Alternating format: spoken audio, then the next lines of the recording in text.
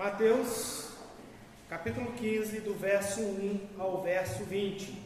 A palavra do Senhor nosso Deus diz assim: Então alguns fariseus e escribas vieram de Jerusalém até Jesus e perguntaram: Por que os seus discípulos transgridem a tradição dos anciões, pois não lavam as mãos quando comem? Jesus, porém, lhes respondeu: Por que também vocês transgridem o mandamento de Deus por causa da tradição de vocês? Porque Deus disse: honra seu pai e a sua mãe, e quem maldisser o seu pai e a sua mãe seja punido de morte. Vocês, porém, dizem que se alguém disser ao seu pai e à sua mãe: a ajuda que vocês poderiam receber de mim é oferta ao Senhor, este não precisará mais honrar os seus pais. E assim vocês invalidam a palavra de Deus por causa da tradição de vocês. Hipócritas, bem profetizou Isaías a respeito de vocês, dizendo: Este povo me honra com os lábios, mas o seu coração está longe de mim. Em vão me adoram e ensinam doutrinas que são preceitos humanos. E convocando a multidão, Jesus disse: Escutem e entendam. O que contamina a pessoa não é o que entra pela boca, mas o que sai da boca. Isso assim contamina a pessoa. Então, aproximando-se dele, os discípulos disseram: Saiba que os fariseus, ouvindo o que o Senhor disse, ficaram escandalizados. Mas Jesus lhe respondeu: Toda planta que o meu Pai Celestial não plantou será arrancada. Esqueçam os fariseus, são cegos, guias de cegos. Ora, se um cego guiar outro cego, ambos cairão no buraco. Então Pedro disse a Jesus: Explique-nos essa parábola. Mas Jesus, porém, lhe disse: Também vocês ainda não entenderam? Não compreendam que tudo o que entra pela boca desce para o estômago e depois é eliminado? Mas o que sai da boca vem do coração, e isso contamina a pessoa. Porque o coração procede os maus pensamentos, homicídios, adultério, imoralidade sexual, furtos, falsos testemunhos e blasfêmia. São essas coisas que contaminam a pessoa, mas o comer sem lavar as mãos não a contamina. Amém? Oremos. Senhor nosso Deus e Pai, graças te damos pela bondade e pela misericórdia do Senhor sobre as nossas vidas. Nós pedimos, ó Pai, que o Senhor nos ajude a compreender, ó Pai, aquilo que o Senhor nos tem a ensinar por meio da Tua Palavra. Nós pedimos, ó Pai, que o Senhor nos ajude a livrar, ó Pai, das tradições que muitas vezes nos impedem realmente de ver a Palavra do Senhor, ver a ação do Senhor, ver a vontade do Senhor sobre as nossas vidas. E que nós possamos, ó Pai, entender, ó Pai, aquilo que provém do nosso coração, aquilo que nos contamina, aquilo que nos afasta do Senhor, para que nós, ó Pai, possamos santificar as nossas vidas, para que tenhamos, ó Pai, algo realmente bom a apresentar diante do Senhor. É por isso que nós oramos, pedindo, ó Pai, que o Senhor diminua o seu servo, que o Senhor cresça em poder e glória nessa noite. Em nome de Jesus. Amém. Vamos sentar, irmãos. Nós temos aqui exatamente um grande problema que Jesus está enfrentando. Ele está enfrentando a tradição religiosa dos doutores da lei. A grande pergunta que nós temos nesse texto é: qual é o padrão que regula e orienta as nossas vidas?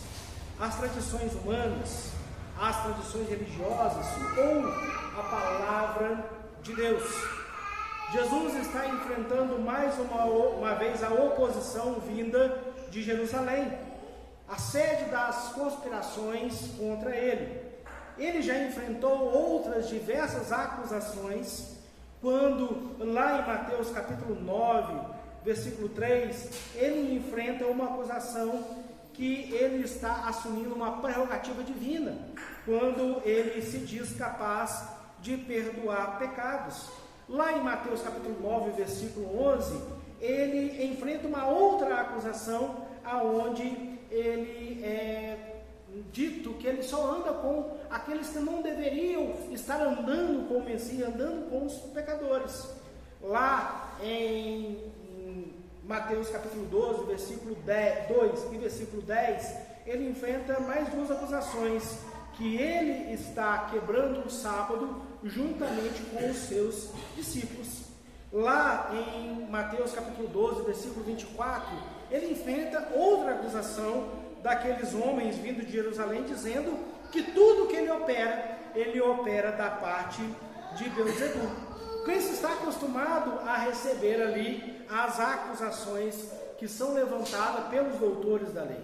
E mais uma vez a acusação vem sobre ele e sobre os seus discípulos, porém agora vem não baseado na palavra de Deus, mas vem de acordo com a tradição dos anciões.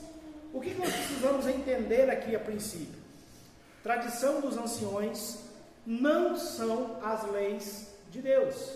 Quando nós ouvimos essa expressão, a tradição dos anciões, isso quer dizer de uma série de leis e regras que foram estabelecidas como usos e costumes no meio dos judeus para tentar explicar alguma lei ou aplicar alguma lei de Deus. Então essa tradição, ela se torna uma lei oral, se torna algo que é passado de geração em geração, que é transmitido entre os filhos de Israel, como se aquilo fosse a maneira correta de se adorar a Deus ou de fazer algo para Deus. Correto? Quais são os exemplos que nós temos disso nos dias de hoje? Nós temos uma concepção que isso já está caindo por terra, mas em muitas igrejas isso ainda é algo comum, aonde diz que a mulher não deve usar um brinco, a mulher não deve usar um adorno, porque isso é pecaminoso. Aonde a palavra de Deus diz isso, eu não faço ideia. A palavra de Deus fala que nós devemos exercer, né, a piedade, nós devemos exercer a tranquilidade, mas a misericórdia, mas ao mesmo tempo não impede que a gente esteja bem apresentado. A palavra de Deus não nos ensina que a mulher não possa cortar o cabelo, mas muitas igrejas até os dias de hoje dizem que se cortar o cabelo perdeu a unção. Muitas pessoas dizem que a mulher não pode usar roupa de homem, nem o homem usar roupa de mulher. O grande problema é que naquele tempo, naquele contexto, o homem e a mulher usavam túnica. E túnica nada mais é do que um vestidão comprido. O que diferenciava uma de outra não era se tinha uma gravata, um terno ou a cor da roupa. O que diferenciava uma da outra eram os adornos que se usavam para separar uma roupa feminina de uma roupa masculina.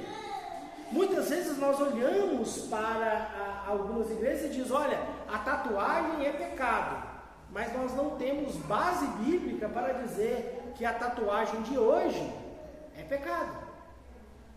Eu recomendo, só se você tiver muita certeza do que você está fazendo. Por quê? Porque vai durar para o resto da vida.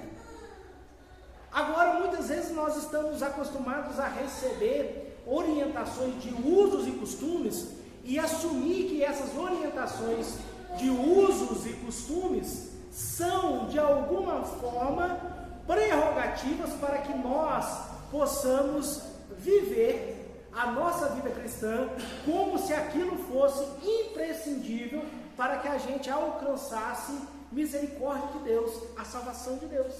É exatamente isso que Jesus está sofrendo aqui. Jesus está sendo acusado ali pelos doutores da lei acerca da tradição dos anciões, daquilo que os anciões decidiram, que os doutores da lei decidiram de como as coisas deveriam ser feitas. E agora eles estão acusando os discípulos de Jesus deles não lavarem as mãos antes de comer. Pastor, a gente deve lavar as mãos antes de comer? Claro que você tem que lavar as mãos antes de comer, meu irmão. Se você está trabalhando e você está com a mão suja, você está mexendo com dinheiro, você está fazendo qualquer outra coisa, você vai comer, lava as mãos, porque isso é higiênico. Mas se eu não lavar as mãos, eu vou perder minha salvação?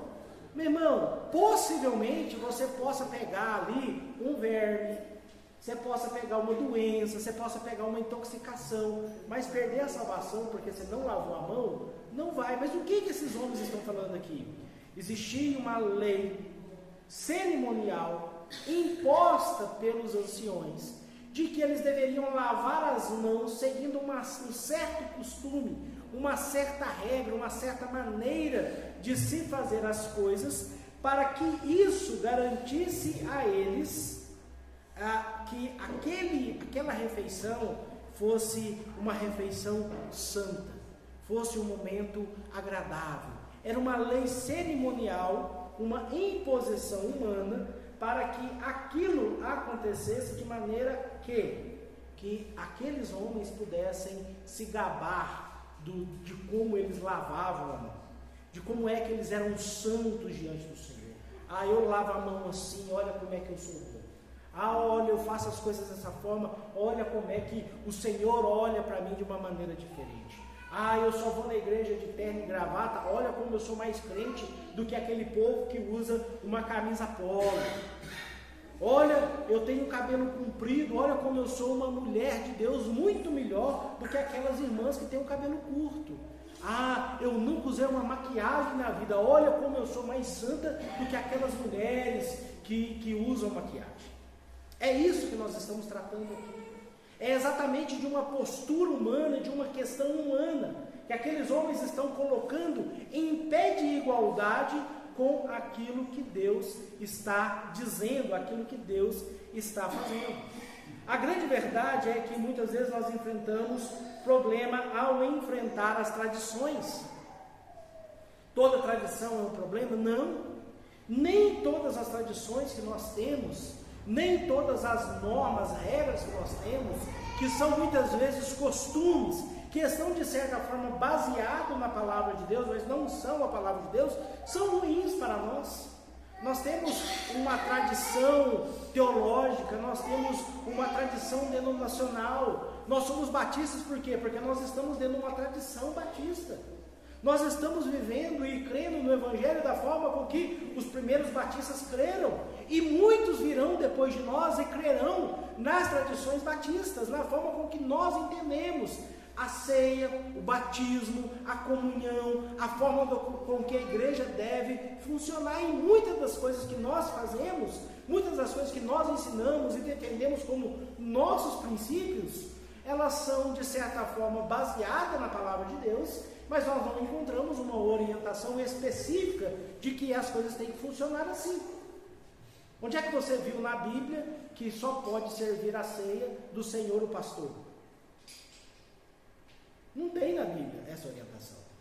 Mas nós temos esse costume de que só serve a ceia, só ministra a ceia um ministro ordenado para tal.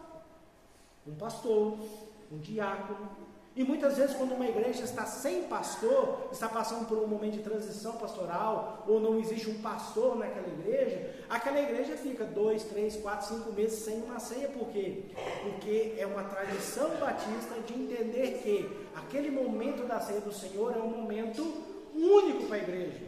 E deve ser ministrado por alguém capacitado para tal função. Mas a Bíblia nos mostra isso? Não, mas é uma tradição nossa. No final do culto, eu como pastor, impetro sobre vocês a bênção apostólica. Nenhum outro vai chegar aqui, nenhum outro membro da igreja vai chegar aqui e vai impetrar sobre vocês a bênção apostólica. Por quê? Porque é uma tradição da igreja de que quem impetra a bênção apostólica sobre a igreja é um ministro devidamente reconhecido sobre a igreja. Se o Nael chegar aqui e impetrar a bênção apostólica sobre os irmãos, a igreja tem que olhar torto para ele. Ele não é ministro reconhecido, ninguém impôs a mão sobre ele, ele não é pastor, ele não pode fazer isso. Está na Bíblia? Não, mas é uma tradição. E de certa forma essas tradições elas são respeitadas no nosso meio. Por quê? Para trazer ordem, para trazer algum tipo de decência para o culto. Mas se alguém chegar aqui e impetrar a bênção apostólica, ela vai ser excluída da igreja? Não. No máximo alguém vai chegar e falar assim, você não pode fazer isso não, porque você não é pastor. Por que quem batiza são os pastores? Porque quem impõe a mão sobre a formação de outros pastores são pastores? Porque a palavra de Deus nos orienta a isso. Que os ministros devem batizar, que os ministros devem impor as mãos sobre outros ministros que estão sendo formados. São tradições, coisas que a igreja entende e caminha. O grande problema é quando as tradições, elas transcendem aquilo que a palavra de Deus nos revela, aquilo que a palavra de Deus nos orienta. Quando as tradições religiosas se tomam o lugar da palavra de Deus, as tradições se tornam um problema. Olha comigo o versículo 1 e versículo 2 do texto. Então alguns fariseus e escribas vieram de Jerusalém até Jesus e perguntaram: por que os seus discípulos transgridem a tradição dos anciões, pois não lavam as mãos quando comem? Meus irmãos, aqui a tradição tomou uma proporção tão grande que não seguir uma orientação de um grupo de anciões, de um grupo de homens que se dizem doutores da lei, se tornou um pecado. Se você não fizer dessa forma, você está em pecado. Nós temos aqui um acusador, nós temos uma acusação. O acusador diz: se você não fizer as coisas da maneira com que eu faço, vem a acusação: você não está fazendo as coisas da maneira de Deus. Normalmente quem quer embutir regras sobre a igreja, normalmente quem quer levar a igreja a viver uma certa tradição, ele estipula uma tradição que é relativamente fácil a ele operar.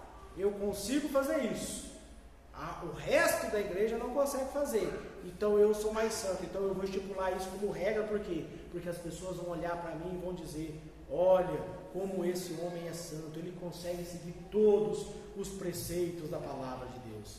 Qual palavra? Qual Deus? Tradição é importante, mas a tradição não pode sobrepor a palavra de Deus, porque quando ela sobrepõe a palavra de Deus, ela se torna uma pedra de tropeço. Se nós continuarmos a ler o texto do versículo 3 ao versículo 9, nós vamos perceber que quando as tradições superam a palavra de Deus, elas se tornam um grande problema. Acompanha comigo o verso 3. Jesus, porém, lhe respondeu: porque também vocês transgrediram o mandamento de Deus, por causa da tradição de vocês. Porque Deus disse: honre seu pai e a sua mãe, e quem maldisser o seu pai e a sua mãe seja punido de morte. Vocês, porém, dizem que se alguém disser ao seu pai ou à sua mãe: a ajuda que você poderia receber de mim é oferta ao Senhor, ou em alguma outra tradução aí, corban, esse não precisará mais honrar o seu pai. E assim vocês invalidam a palavra de Deus por causa da tradição de vocês, hipócritas. Bem profetizou Isaías a respeito de vocês, dizendo: este povo me honra com os lábios, mas o seu coração está longe de mim, e em vão me adoram, ensinam doutrinas que são preceitos humanos.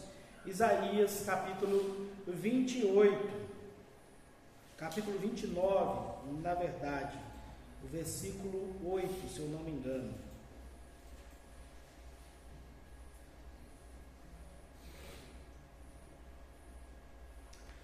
Nós temos aí uma citação de Jesus ao profeta Isaías. Ele está dizendo o quê?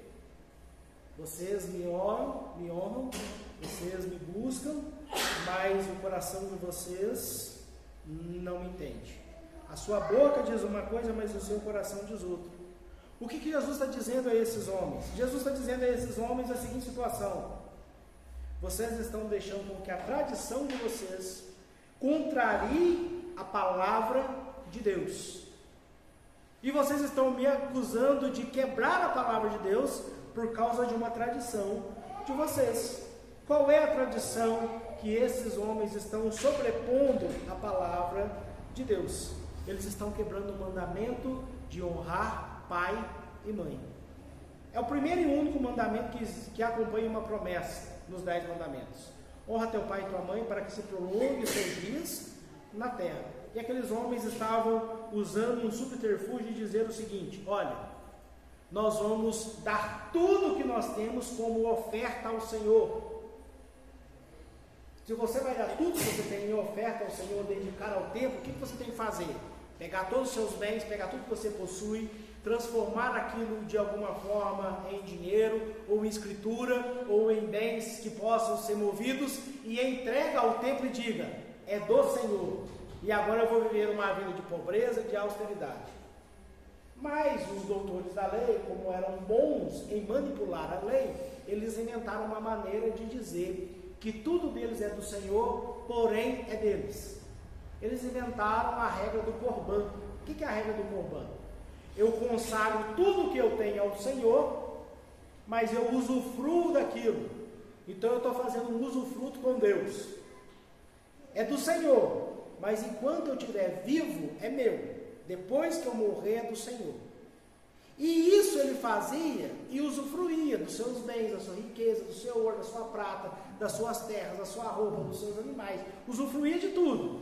Mas quando o pai ou a mãe, necessitado por conta da velhice, chegava até um desses homens e falasse, meu filho, eu estou passando dificuldade, estou passando necessidade, eu preciso que você me ajude, eu preciso que você me sustente, eu preciso que você cuide de mim, eu preciso que você compre um remédio, que você pague um médico. Ele falava, eu não posso, porque eu não tenho nada, tudo que eu tenho é do Senhor. Aí o sacerdote olhava para ele e falava assim, realmente ele fez um voto de Corban, dizendo que tudo que ele possui é do Senhor, e se ele te ajudar, se ele fizer alguma coisa com dinheiro que não é dele, que é do Senhor, ele será amaldiçoado. Por quê? Porque o dia que ele morrer, o dinheiro que ele não usou é do Senhor. Mas o engraçado é que quem mesmo oferecia Corban deixava herança. Só não podia ajudar pai e mãe. Só não podia ajudar órfãos, viúvos e necessitados. Mas podia deixar herança, podia continuar adquirindo bens, podia usufruir dos bens que possuía. E Jesus então faz uma acusação àqueles homens, dizendo, olha, vocês me acusam de transgredir a lei de Deus, mas vocês fazem algo pior. Vocês usam a tradição de vocês para veementemente destruir uma ordem direta de Deus. E essa falsa tradição gera naquele povo hipocrisia. Essa falsa tradição gera no coração daqueles homens um problema para com Deus e não adoração. Enquanto Deus deveria ser glorificado por meio da vida daqueles homens em socorrer os necessitados, o pai, a mãe, os órfãos, viúvas necessitados, eles estão negligenciando aqueles que precisam da sua ajuda e dizendo a Deus, não, nós fazemos isso em adoração ao Senhor. Quantas vezes as regras, os costumes, elas têm uma capa de santidade dizendo, olha, é para mostrar que nós somos separados, é para mostrar que nós somos um povo eleito, é para mostrar que nós somos melhores, é para mostrar que nós somos diferentes. Mas a grande verdade é que isso só os leva para longe de Deus. Lutero, quando questionado a respeito dos seus escritos, em 1521, ele responde aos seus interlocutores, que exigiam dele que ele retratasse por aquilo que ele havia escrito e ensinado, e ele responde, ao menos que eu seja convencido pela Escritura, e pela pura razão, não aceitarei a autoridade dos papas e dos concílios, pois eles se contradizem, a minha consciência permanece cativa à palavra de Deus, não posso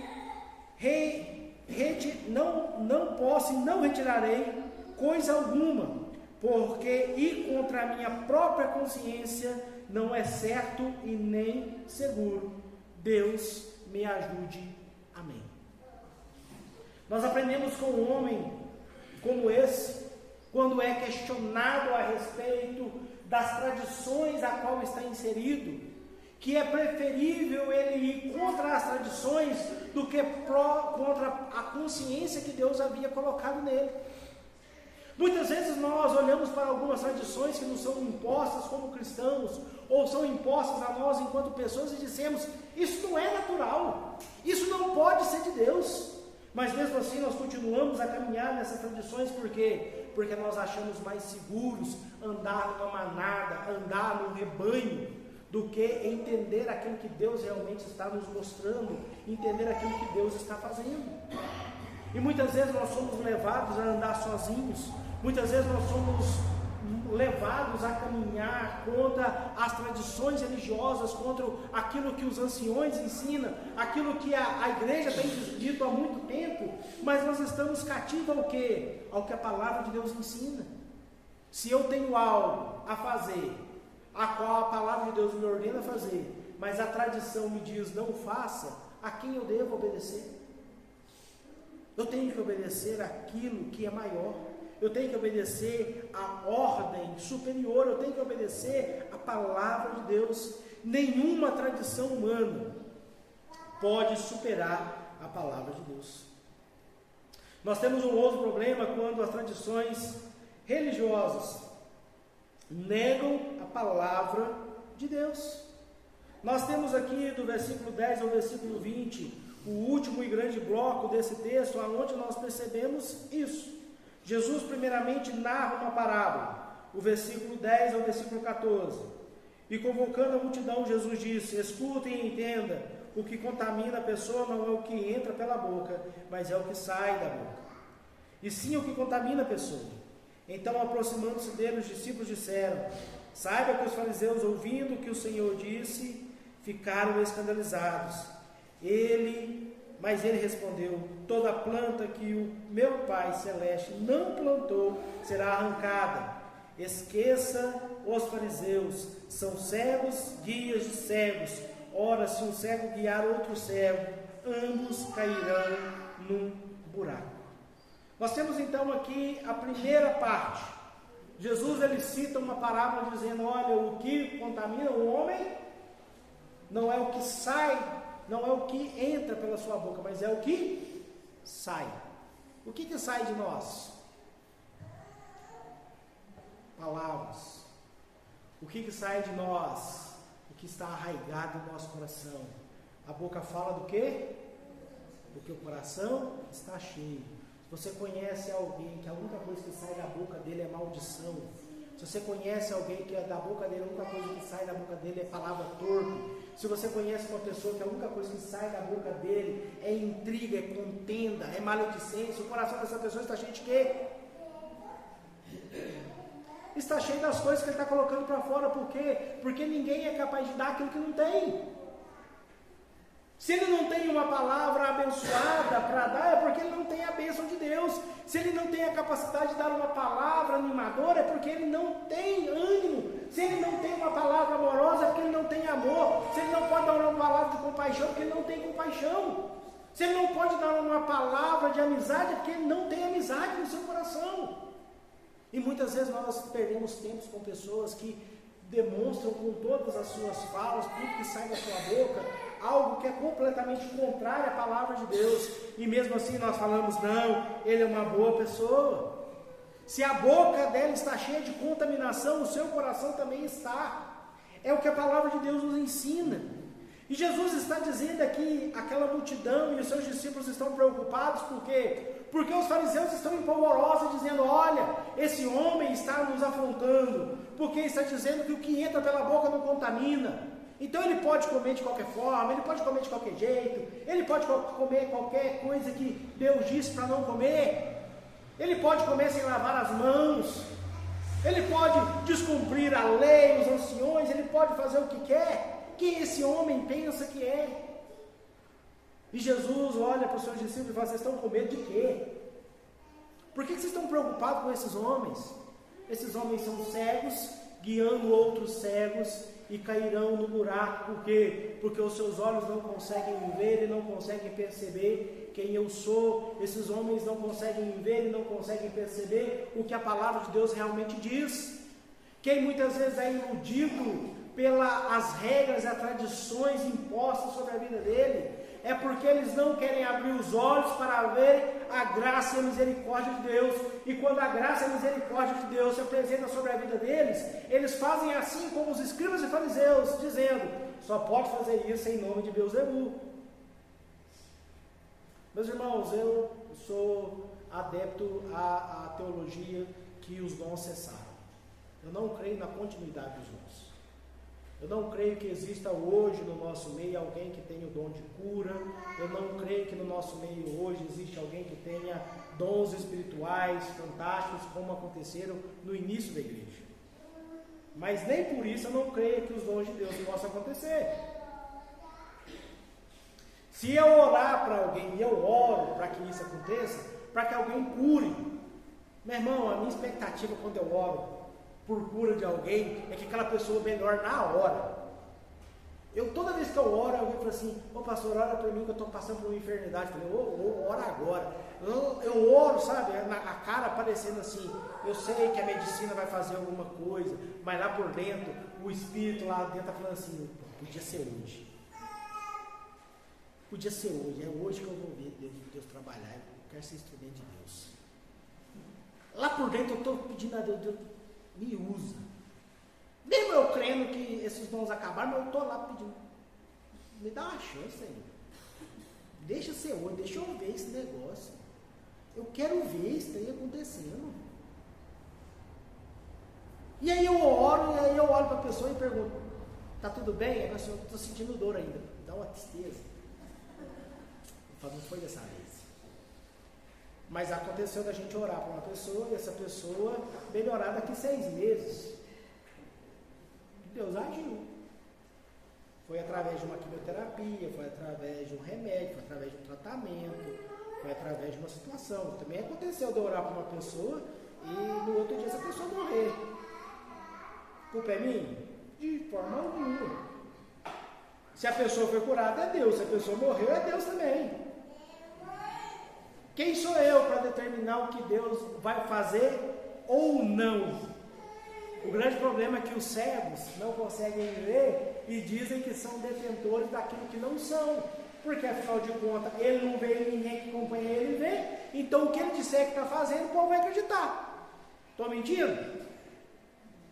Se você está sendo guiado por um cego e você é cego, e aquele cego te convence que ele enxerga, e ele fala: eu fiz isso, eu fiz aquilo, Deus fez isso, Deus operou aquilo através da minha vida. Você vai confiar em quem? Na voz você está ouvindo, acreditando que aquela pessoa está enxergando coisas que você não vê. E você vai: num dia os meus olhos da fé serão abertos. O dia que seus olhos da fé forem abertos, você vai parar de caminhar com gente cego.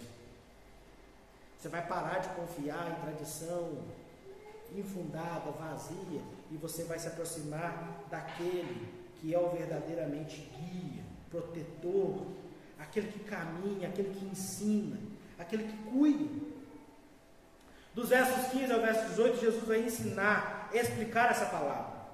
Jesus, lá no versículo 15, acontece o seguinte: então Pedro disse a Jesus: explique-nos essa parábola. Jesus, porém, disse: também vocês ainda não entenderam? Não compreenderam que tudo que entra pela boca desce para o estômago e depois é eliminado? Mas o que sai da boca vem do coração, e isso contamina a pessoa. Ah, pastor, mas é pecado. É pecado comer carne de porco. Você vai comer, vai digerir, você vai no banheiro, vai embora. É isso. Pastor, é pecado. É pecado, meu irmão. Então não come. Não leva culpa para a sua vida. Mas se alguém do seu lado estiver comendo isso, vai entrar, vai ser digerido e vai embora. O que é mais pecado? Comer algo ou falar algo que você não deveria falar? Proferir algo que você não deveria proferir? Ensinar algo que não deveria ser ensinado? Ah, mas é pecado. É pecado. É pecado, meu irmão. É pecado você ficar nessa mentalidade de achar que você é o ditador de regra da vida dos outros. Tem um ditado aí muito comum no meio evangélico que diz que Deus deu uma vida para cada um cuidar da sua. Não é isso? Deus deu uma vida para cada um cuidar da sua e cuidar dos outros também. Nós estamos aqui para dar palpite da vida dos outros. Estamos. Ou você acha que não? Se eu ver meu irmão pecando, eu vou deixar ele pecar na vida dele e resolve com Deus? A palavra de Deus nos ensina o ministério da confrontação. Se você ver seu irmão pecando, você vai até ele e confronta o seu irmão, para que ele seja salvo. E se você ganhou o seu irmão, você ganhou a alma dele, e ambos serão abençoados. Mas se o seu irmão está pecando, você fala, você está em pecado, e aquele infeliz não se corrige, aí você fala, opa, a minha parte eu fiz, agora ele vai resolver com Deus. Se ele vai se arrepender mais tarde, se ele vai se arrepender agora, vai arrepender depois, é problema dele. Mas toda vez que você vê ele pecar, você tem que fazer o quê? Você está errado. E se o irmão que está errado arrepiar, ele errou 2 vezes. Porque ele errou porque estava errado e errou porque arrepiou. Se você ver seu irmão pecando e falar para ele, isso que você está fazendo é pecaminoso, isso que você está fazendo é contrário à palavra de Deus, e essa pessoa falar para você assim, vai cuidar da sua vida, fala, é exatamente disso que eu estou fazendo, eu estou cuidando da minha vida, cuidando da sua, porque se eu não te exortar, se eu não cuidar de você, se eu não disser para você o que eu preciso dizer, de acordo com a palavra de Deus, eu estou pecando contra você, e eu não vou carregar o seu pecado, não, infeliz. Eu não vou ser contaminado pela sua pecaminosidade, eu não vou ser contaminado pelo seu coração que não teme ao Senhor. É isso que Deus está ensinando, é isso que Jesus está nos ensinando. O coração é o laboratório das coisas erradas da vida. No coração a gente maquina o mal, no coração a gente se ilude. No coração, a gente pensa que as coisas irão acontecer da melhor maneira possível e romantiza até o pecado. No coração, a gente olha para aquilo que é equivocado, que é errado, que é pecado e fala, mas vai dar certo. Deus vai abençoar. Como é que Deus vai abençoar o pecado, meu irmão?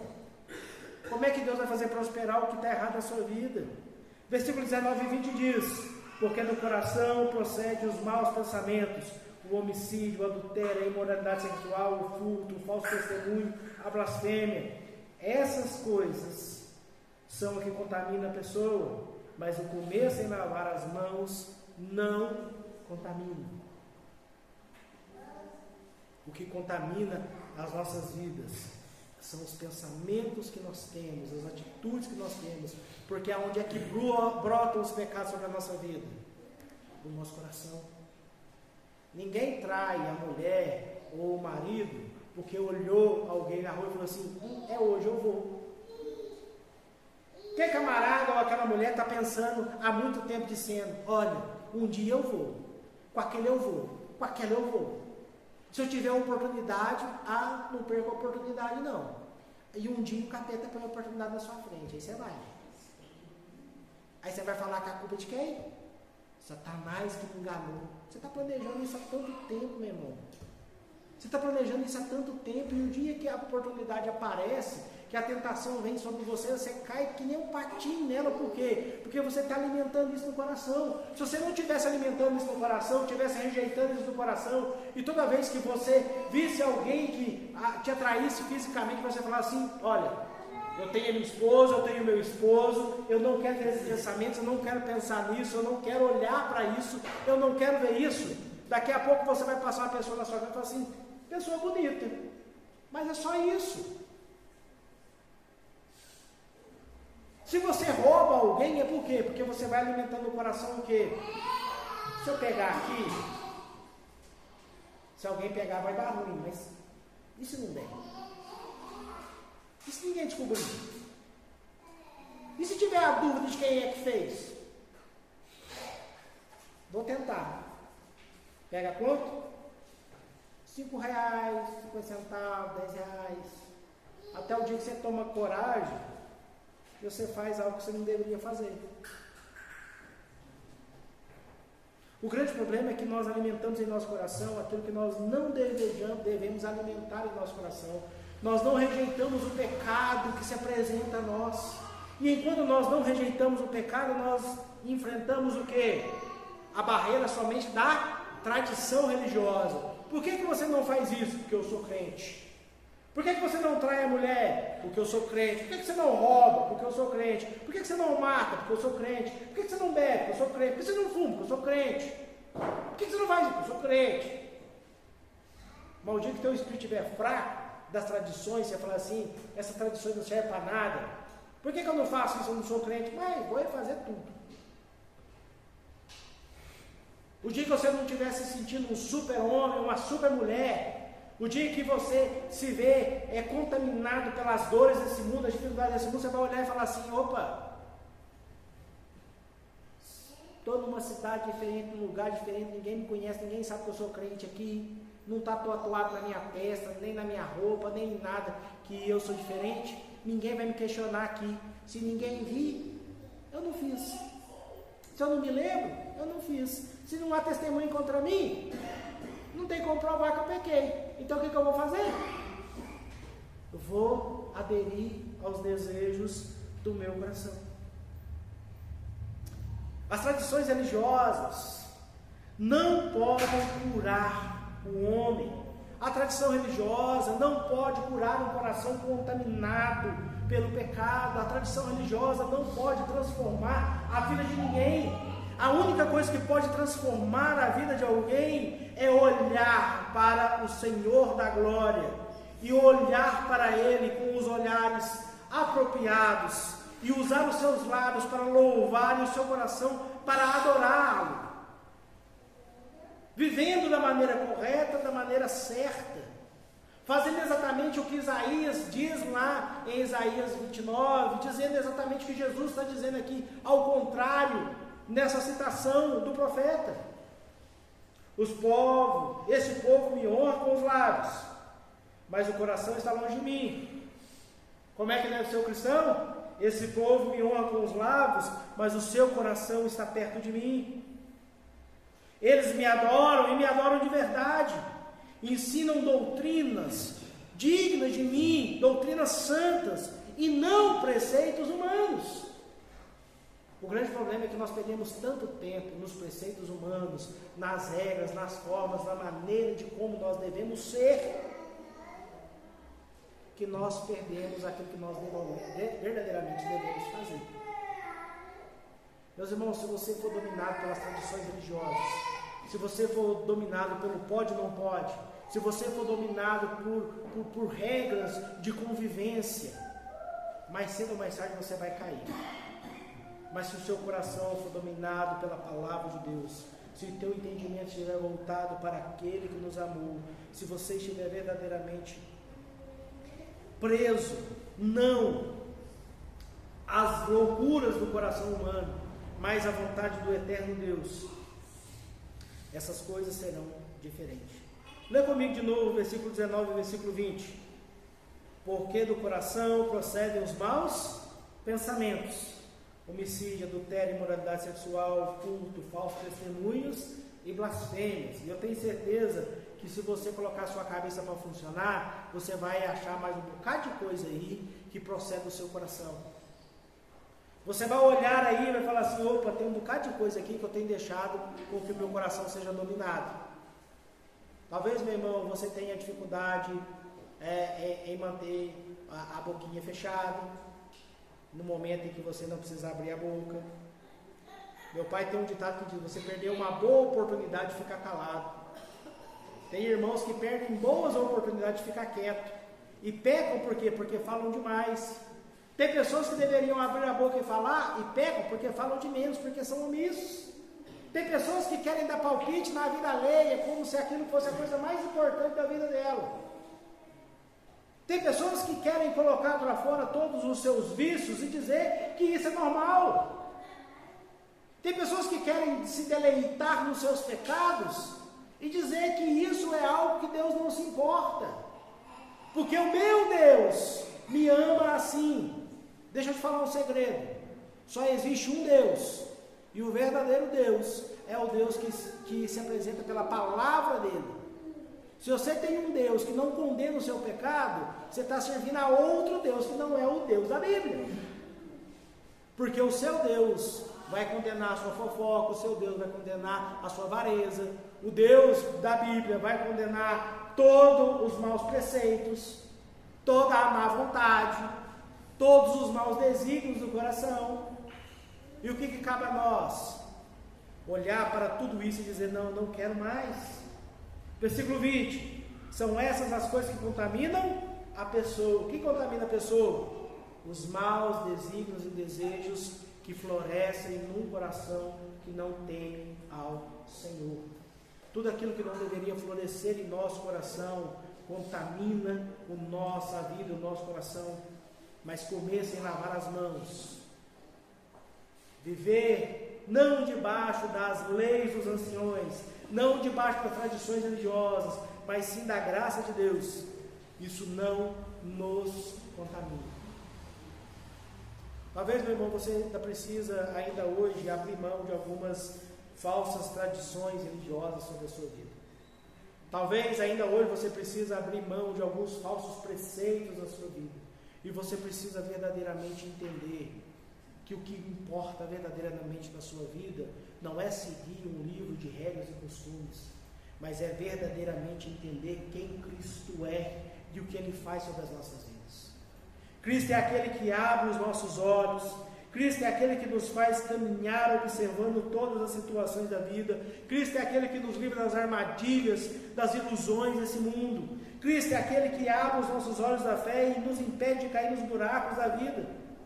Cristo é aquele que nos explica as difíceis coisas da vida e nos faz entender todas as parábolas, todas as explicações, todos os motivos. Cristo é aquele que nos leva a confrontar os desejos do nosso coração e nos faz entender quem nós somos na sua mão. E entender os desejos do nosso coração é dizer: olha, eu sou pecador. Senhor, quando eu olhar para uma mulher que não é minha e a desejar, me perdoe. Tire essa coisa da minha cabeça, tire essa mentalidade do meu coração, me faça ser fiel até mesmo em pensamento, para que quando eu olhar para aquilo que não me pertence e eu tenha a vontade de tomar posse daquilo que não é meu, o Senhor olhe para mim e fala assim: não é seu, não tome aquilo que não te pertence, não furte, nem o rico, nem o pobre, nem quem que seja. Eu sou o suficiente na sua vida para te abençoar e fazer prosperar a sua vida. Para quando nós olharmos com raiva, com ira contra uma pessoa e dizer: eu queria que aquela pessoa morresse, eu queria que aquela pessoa desaparecesse da face da terra, eu posso olhar para aquela pessoa com compaixão e dizer: Senhor, tenha misericórdia de mim e dela, para que esse desejo não brote mais no meu coração e que essa pessoa seja abençoada pelo Senhor e ela tenha a vida transformada. E o que ela está fazendo contra mim, que está colocando o desejo da morte na vida dessa pessoa, ela deixe de fazer, que ela conheça o Senhor, que ela seja transformada e seja modificada. Sabe por que tem algumas pessoas que acreditam que alguns pecados são impossíveis de serem perdoados? Porque a capacidade humana não consegue perdoar determinados tipos de pecados. Porque a capacidade humana não consegue perdoar porque não existe uma compensação adequada quando a vida de alguém é tirada. Porque se a vida de alguém é tirada, qual é a compensação adequada? Que a vida daquela pessoa também seja tirada. É por isso que essa pessoa, quando mata alguém, cometeu um pecado de morte. Porque somente quando ela morrer, ela vai conseguir pagar aquela dívida. Correto? Mas você esquece que Cristo morreu na cruz. E se Cristo morreu na cruz em meu favor, em seu favor, sendo Ele perfeitamente bom, perfeitamente santo, perfeitamente justo, nenhum dos nossos pecados são pecados de morte, a não ser que nós blasfememos contra o Espírito Santo de Deus.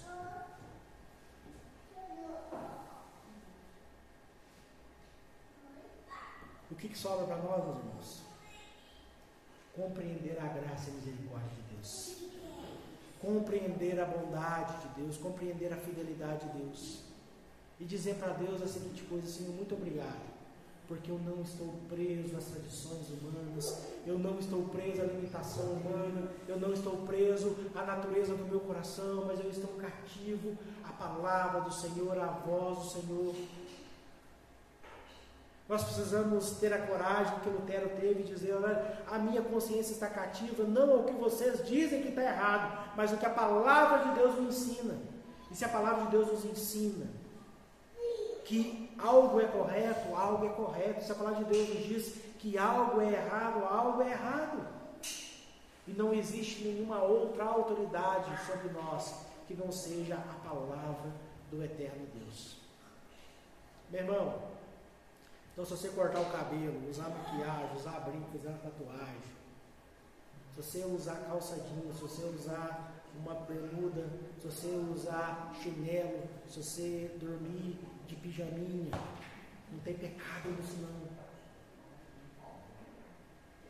O pecado é o que nós fazemos quando a gente olha para o irmão que não faz nada disso e fala, ele está em pecado. Porque ele não é santo como eu sou santo. É claro, meus irmãos, você não vai andar na rua com a roupa indecente. Você não vai andar na rua mostrando que não é para ser mostrado. Ah, pastor, mas eu sou homem, eu posso andar sem camisa na rua? Não. Essa marmota que você tem de físico é da sua mulher. Só dela, ninguém é obrigado a ver esse trem. Ah, pastor, mas uma saia curta tão bonita. Foi pro seu marido dentro de casa, infeliz. Pronto, resolve o problema. Você quer usar um negócio diferente pro seu marido? Usa para ele. Não tem problema dentro de 4 paredes. Eu sei para sua mulher, fala assim, eu queria que você vestisse de Homem-Aranha. Vai lá. Não tem problema, meu irmão, mas o resto do povo não precisa ver isso. Você não precisa despertar em outra pessoa aquilo que não é para outra pessoa. O grande problema é que muitas vezes nós estamos nos contaminando com as coisas desse mundo e achando que certas coisas são normais. E não o são. O seu corpo é da sua mulher, o corpo da sua mulher é seu. Ah, mas é bonito. Mostra para o seu marido, mostra para a sua mulher. Ah, eu quero voltar a fazer um exercício, perder barriga e ficar mais bonitão. Para quê? Para mim fazer uma graça para a mulher. Ué. Pegar para a mulher e falar assim, aqui ó, barriga de tanquinho. Hoje está um tancão, tem um gomo só. Mas eu vou mostrar para quem? Eu vou me exercitar para mostrar para os outros? Eu vou exercitar para ter saúde e para fazer uma graça para a mulher. Ué. É o único objetivo que eu tenho. Ah, pastor, mas vai ficar bonito. Se a minha mulher achar, está de bom tamanho. Não precisa mais que ninguém me ache bonito. Se ficar feio também, você perdeu. Tu tô nem aí, tá tudo certo. Tá tranquilo, joelho e ora, tudo resolve. Meus irmãos, enquanto a gente estiver preocupado com o que o outro vai achar de mim, enquanto a gente estiver preocupado com o que a igreja vai pensar de mim, ou o que o outro vai pensar de mim, eu não vou viver na plenitude daquilo que Deus tem para mim. Sabe por quê? Porque eu estou preocupado em fazer algo que agrada a tradição dos homens. Eu estou preocupado em fazer algo que agrada a tradição da igreja. Eu estou preocupado em fazer algo que agrada a tradição de terceiros. Mas quando é que eu vou me preocupar em fazer algo que agrada ao Senhor? Quando é que eu vou me preocupar em oferecer meu corpo em sacrifício vivo, santo e agradável a Deus, que é o nosso culto racional? Isso é tudo, meu irmão. Tudo, tudo. Fica a dica aí.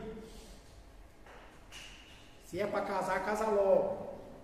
Ah, quando eu tiver casa, eu caso. Você vai casar sem casa, Deus vai abençoar, te dar casa.